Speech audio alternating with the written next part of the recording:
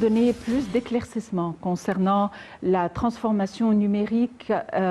Nous avons le plaisir d'avoir en ligne Dr Marianne Azer, qui est ingénieure de formation et aussi membre du Conseil national de la femme. Dr Marianne Azer, bonsoir et bienvenue avec nous. Merci beaucoup, Madame Mal. C'est un plaisir d'être avec vous toujours. Le plaisir est partagé. Docteur Marianne Azer, vous êtes ingénieure de formation. Comment voyez-vous le canal que suit l'État de manière à déboucher à une transformation, voire même une métamorphose numérique complète? Alors, je ne peux pas le cacher, je suis très contente de cette inauguration du complexe de l'éducation sécurisée et intelligente, qui sera l'un des outils de l'État pour soutenir la transformation numérique de manière automatisée et sécurisée. Ça amènera le citoyen à ressentir un vrai changement sous la forme des services en général et de facilité. Et le projet travaille à mettre en œuvre la gouvernance, qui est un concept très important maintenant, et à travailler électroniquement. Et tout le monde, pendant le Covid, a découvert l'importance du travail électronique. Ça fournira à tous les secteurs du pays des statistiques, des applications et des rapports appropriés pour les décideurs sans aucune marge d'erreur ou avec la moindre marge d'erreur.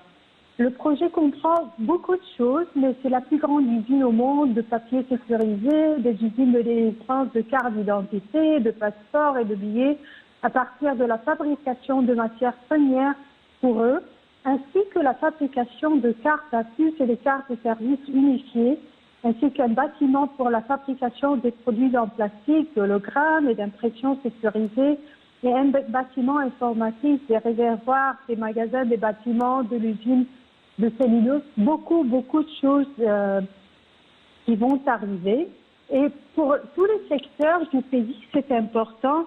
Alors, par exemple, quand le ministre de Justice, son Excellence Omar Marawan, le conseiller, a parlé, il a expliqué que le projet de sécurisation et de numérisation des documents s'inscrit dans le cadre du projet de numérisation et de sécurisation des tribunaux et ça aidera le citoyen de trouver tous les documents d'une façon beaucoup plus facile qu'auparavant. Et ça serait contre aussi la corruption. Donc, alors, c'est un très grand espoir et je pense que ce qui va se passer dans les années prochaines nous rendra tous heureux. Très bien. Docteur Marianne Azer, le fait de publier des documents sécurisés, dans quelle mesure ceci aiderait aussi à faciliter le processus d'investissement et les formalités de manière à attirer plus d'investissements dans le pays? C'est quelque chose de très intéressant parce que maintenant, on parlait d'une seule fenêtre ou d'un seul lieu pour obtenir tous les documents nécessaires pour l'investissement. Alors, avec ces documents qui sont sécurisés et qui sont approuvés par le pays, ça serait très important. Il faut mentionner quelque chose d'important, qu'il faut aussi... que le président avait mentionné, qu'il a dit que j'imagine que nous devons réfléchir très attentivement à la législation qui criminalise la transgression, parce que vous savez, si on parle de documents, des choses qui sont sensibles, il faut les sécuriser d'un moyen non seulement technologique, mais aussi à travers les législations. Donc ceci pourrait aussi faciliter les démarches pour renouveler, par exemple, les permis de conduire, les cartes d'identité, grâce à un complexe aussi développé et sophistiqué, le processus ira très certainement beaucoup plus vite. Oui, et en plus, il n'y aura pas l'élément humain dans les stages du processus.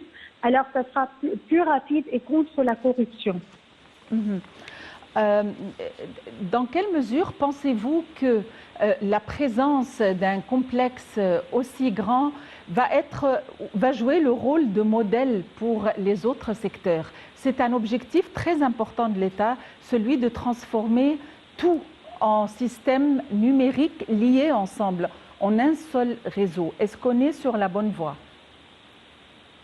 Alors, ce qu'on disait juste maintenant, c'est dans le secteur de la justice, dans le secteur de l'éducation, aussi pour protéger le pays. Alors, il y a les terrains qui ont des documents qui doivent être inscrits d'une façon sécurisée pour garantir les droits du pays. Alors, avec un complexe pareil, on aura tous les documents qui mentionnent les propriétés, soit pour les citoyens et soit pour la nation. Beaucoup de choses, beaucoup de secteurs, non seulement pour l'agriculture, pour le tourisme, pour avoir des visas par exemple, pour avoir tout, ça serait beaucoup plus facile pour les citoyens et pour le pays. Docteur Marianne Azer, vous êtes ingénieure de formation et vous êtes membre du Conseil national de la femme et ex-députée au Parlement. Merci d'avoir été avec nous aujourd'hui.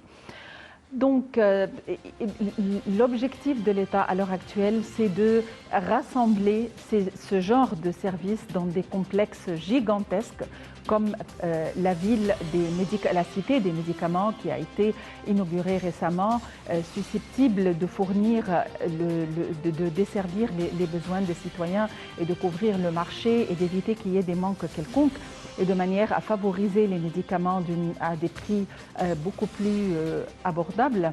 Donc le fait d'avoir le tout dans un centre global facilite et augmente la production. Le fait d'avoir un complexe global pour les meubles, le fait d'avoir un complexe global pour les papiers sécurisés, donc une seule entité là où il y a le tout, de manière à ce que ça devienne très sophistiqué et à facilite le processus et tout pour le développement du pays, pour la relance de l'économie et pour l'attraction davantage d'investissements.